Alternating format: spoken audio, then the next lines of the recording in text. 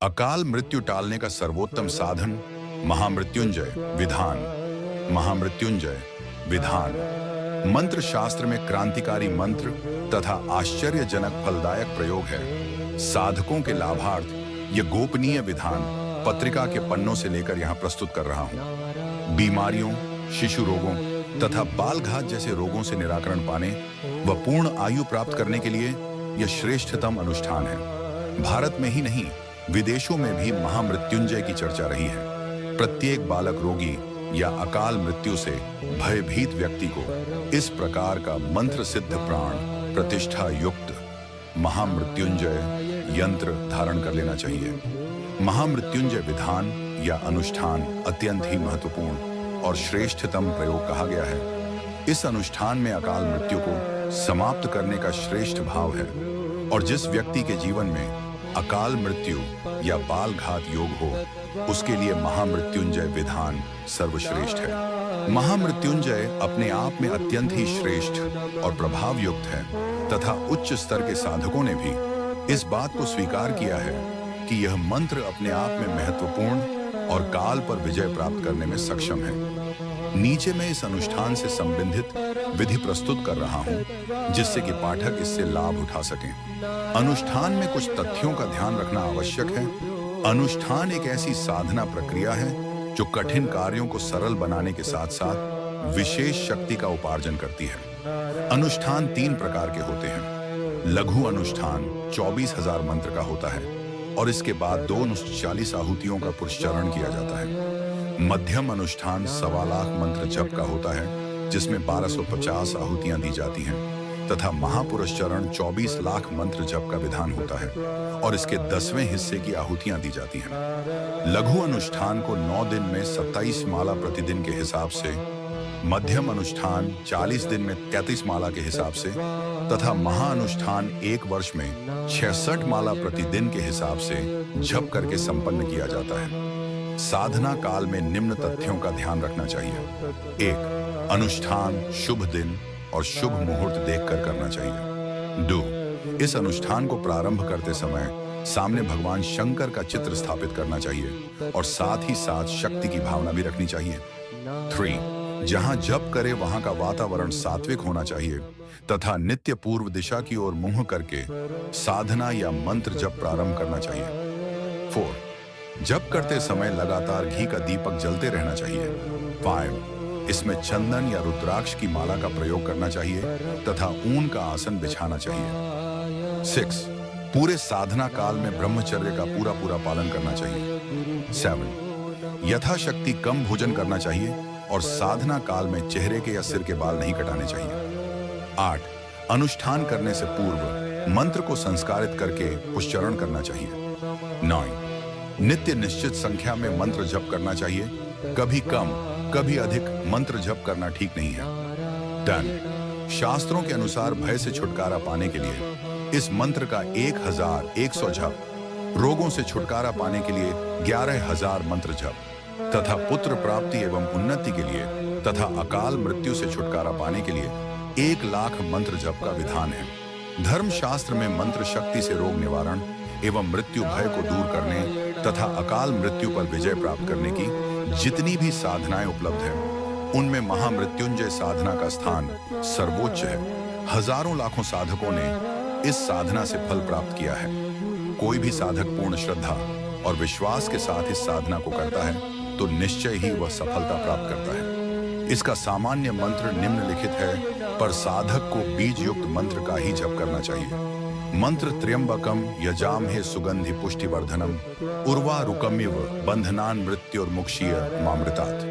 अर्थात हम 3 नेत्रों वाले ईश्वर की उपासना करते हैं। मैं सुगंधित और पुष्टि प्रदान करने वाले उर्वारुक की तरह मृत्यु के बंधन से मुक्त हो जाऊं, अमृत से नहीं। विधि साधक को शुभ मुहूर्त में प्रातः उठकर स्नान आदि से निवृत्त होकर गुरु स्मरण, गणेश स्मरण, शंकर पूजन आदि के बाद निम्न प्रकार से संकल्प करना चाहिए। संकल्प एयुएमम आत्मनः श्रुति स्मृति पुराणोक्त फल प्राप्त्यर्थम अमुक यजमानस्य वा शरीरे मुखपाड़ा निराश द्वारा सद्य आरोग्य प्राप्त्यर्थ श्री महामृत्युंजय देवता प्रीतये अमुक सख्या परिमित श्री महामृत्युंजय मंत्र जपमहं करिष्ये। विनियोग हाथ में जल लेकर इस प्रकार पाठ करें। एयुएमस्य श्री महामृत्युंजय मंत्रस्य वामदेव कहोल वशिष्ठा आर्षः पंक्ति गायत्र युष्णि गणुष्टुप छंदांसी सदाशिव महामृत्युंजय रुद्रो देवता ह्रीं शक्ति श्री बीज महामृत्युंजय प्रीतये ममाभीष्ट सिद्धयर्थे झपे विनियाघ। उच्चारण के बाद हाथ का जल छोड़ दें। रश्यादिन्यास निम्न मंत्रों से सर, मुख, हृदय, लिंग और चरणों का स्पर्श करना चाहिए। पुनः वामदेव कहोल वशिष्ठ राशिभ्यो नमः मूर्धनि भक्ति गायत्री अष्टुप छंदोभ्यो नमः मुखे सदाशिव महामृत्युंजय रुद्र देवतायं यमः हृदय ह्रीं शक्तये नमः लिंगे श्रीं बीजाय नमः पादयो।